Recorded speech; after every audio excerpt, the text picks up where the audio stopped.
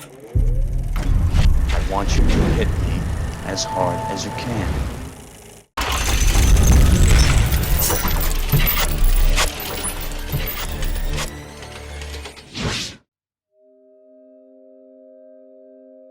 Hi, I'm Luke Ryan for JoBlo.com and welcome to Movie Endings Explained. In this episode we're going to be looking at the 2013 mystery thriller Prisoners from director Denis Villeneuve. We previously covered another one of his films on the series, 2016's Arrival, which is a film with a fairly complex ending that needed to be unpacked somewhat, but with Prisoners we once again find ourselves looking down the barrel of a fairly straightforward finale. So, as can sometimes be the case with this series, it's more of a discussion than an eye-opening explanation.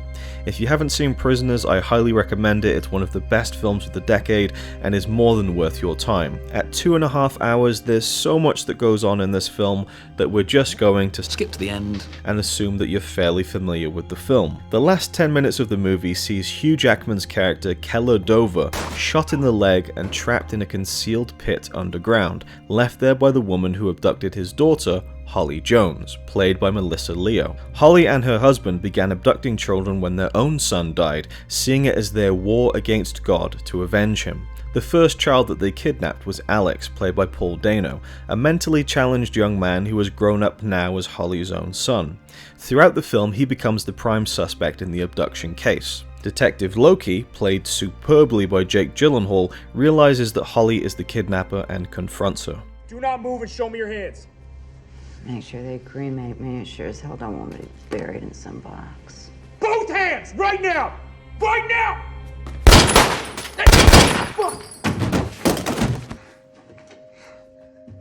With Holly dead and Loki wounded, he races Dover's daughter Anna to the hospital frantically, having finally found and saved her, while Dover himself is trapped underground and bleeding. Dover's disappearance isn't an immediate cause for mortal concern, however, as he is currently on the run from the police. It's assumed that he has fled, not that he is trapped or in any danger. After recovering from the rescue, Loki returns to the scene of the crimes, the Jones house, where the forensics teams are still currently working. This is where the film reaches its ambiguous end.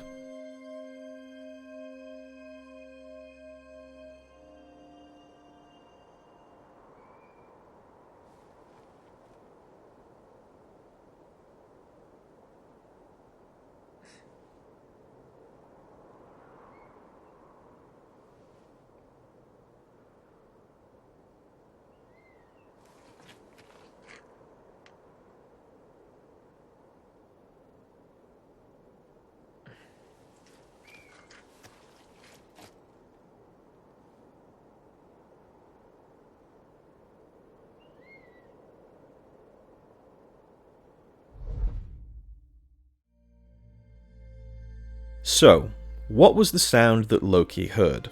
Very simply, it was Dover, in the pit, under the car, whistling for help. The whistle in question is a long-standing Chekhov's gun throughout the film. The concept itself refers to how every element of a story should contribute to the whole, the famous quote being, "If in the first act of a story you have hung a pistol on the wall, in the following one, it should be fired." In the opening 10 minutes of the film, the first act, Anna asks her parents if she can go back to their home along with her friend Joy, who also ends up being kidnapped, so that she can look for her rescue whistle. Mommy, can I take Joy to our house? Why? My red whistle. She's gonna help me look for it. Oh, my sweetheart. I think that red whistle is long gone. What whistle? The emergency whistle Daddy gave me. I lost it. And it takes until the very end of the third act, some 2 hours later, for us to actually reach the payoff to that setup. While Dover is scrambling around in the pit, he finds his daughter's red whistle. When Holly first forces Dover into the pit, she comments that he might last 24 hours, in her hope, long enough to still be alive when she dumps his daughter's body in there with him. Pretty grim. So we can assume that by the time Loki returns to the house that roughly 24 hours have passed. We can also assume that Dover has no doubt tried whistling for help on and off ever since then. But surely the forensics team would have heard something, right? So maybe Dover tried whistling for quite some time to no avail and passed out, exhausted and in a lot of pain. And just as he came back into consciousness down there, he begins to faintly whistle again, holding on to the last glimmer of life left inside him right as Loki happened to turn up. But when Anna comes to see Loki in the hospital to thank him for being her hero and saving her life, he notices that she has a red whistle around her neck. He comments on this to her mother. She found her whistle again. No. She keeps insisting that Joey helped her find it on Thanksgiving before they were taken. But I think she's just confused. I got her a new one. So she thinks her daughter was mistaken and bought her a new whistle. But Anna had to have been telling the truth that she did find her whistle, as it was almost waiting in that pit for her father to get it. There's been a fair bit of analysis on this film focusing on the concept that a lot of the characters are in fact quote-unquote prisoners in some shape or form, literally in the case of some, metaphorically for others, external and internal prisons that these characters find themselves in.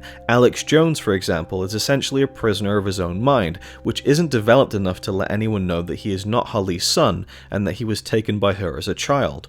Loki is a prisoner of the case, a steady and complete obsession, which is portrayed fairly bluntly in some moments,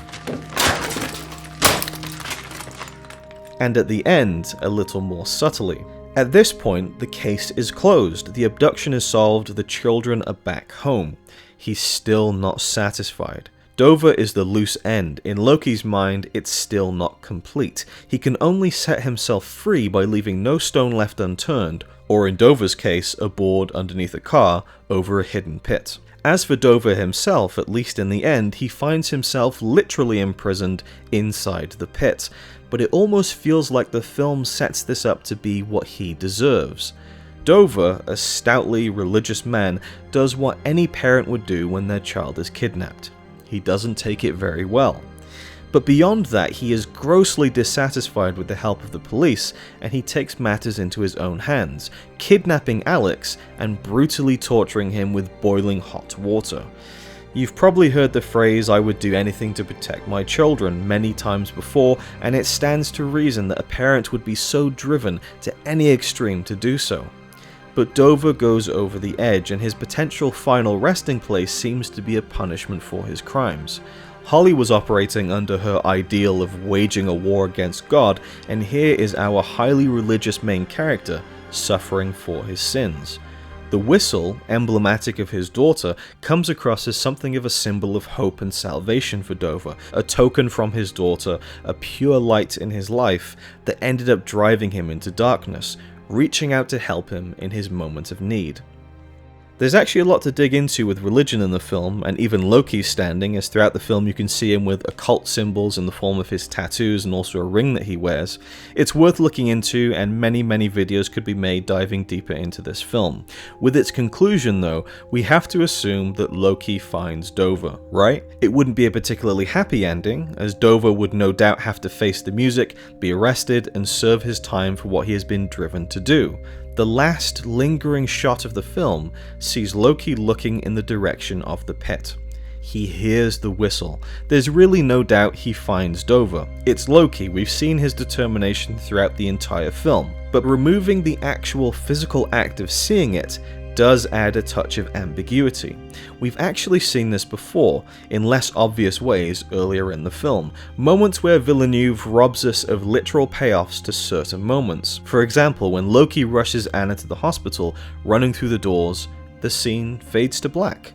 We never see the emotional reunion between Anna and her mother, or Anna being treated in the hospital. We know it happens, but we don't necessarily need to be shown it either. By already establishing this storytelling device of withholding certain payoffs actually shown on screen, the ending is perfectly crafted to serve this device. However, there was more of an ending shot for Prisoners. The scene did continue, but this was more of a fail-safe measure in case test audiences felt more needed to be shown. The original ending as written was what we see in the finished film. Here's what the screenwriter Aaron Guzikowski had to say on the matter. Oddly enough, that's how it was in the script when it was bought, and it never really changed. When we were shooting, we did shoot a version where it goes a little beyond where the fade out is. There's a version where he moves the car and sees Hugh down there, and so on. None of us really wanted to do that version, but we wanted to make sure we had it, in case once the film was put together it seemed like it really needed it. But I just think that's the moment when the movie is ready to end. You know he's going to be taken out of the hole. I like it much better being ambiguous. Even though you assume that's probably what's going to happen, I like that there's a small chance that he's not going to get him out of there for whatever reason. The screenwriter also commented on Dover's fate after being rescued from the pit beyond the final shot of the movie. I think, unfortunately, he would go to prison. The final irony, his father was a prison guard, and the whole movie is metaphors of people's internal prisons and external prisons. I believe that's what would end up happening to him, that he would go to prison for some time. So what did you think of the ending to Prisoners? Did you enjoy the ambiguity of not being explicitly shown what happens after Loki hears the whistle, or would you have preferred to see the actual act of Loki uncovering the pit and finding Dover down there? Let us know down below, and as always, thanks for watching.